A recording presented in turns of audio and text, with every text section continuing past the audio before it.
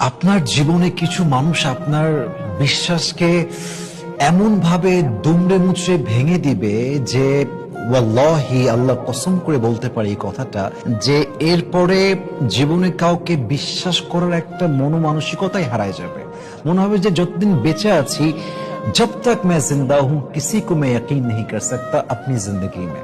মনে হবে যে আর কাউকে বিশ্বাস করবো না। लेकिन सच बात यह है कि जब तक जिंदा रहना है तब तक आपको यकीन जरूर करना है किसी ना किसी के ऊपर। যতদিন বেঁচে আছেন সত্য হচ্ছে মানুষ আসলে বিশ্বাস ছাড়া, ভরসা ছাড়া, আশা ছাড়া বাঁচতে পারে না। বাঁচতে হলে আশা নিয়ে বাঁচতে হয়, বিশ্বাস নিয়ে বাঁচতে হয়। But there is one thing different. একটা বিষয় একটু পরিবর্তন আছে, সেটা হচ্ছে যে আপনি ঠকে যাওয়ার পরে বিশ্বাসটাকে লিমিটেড করেন। সবাইকে বিশ্বাস করবেন না, এবং যাকে বিশ্বাস করবেন একটা লিমিটে বিশ্বাস করেন। এমন ভাবে বিশ্বাস করবেন না যে যখন বিশ্বাসটা ভেঙে যাবে, আঘাত পাবেন, একেবারে রাস্তায় নেমে যাবেন। এই লেভেলে কাউকে বিশ্বাস করবেন না।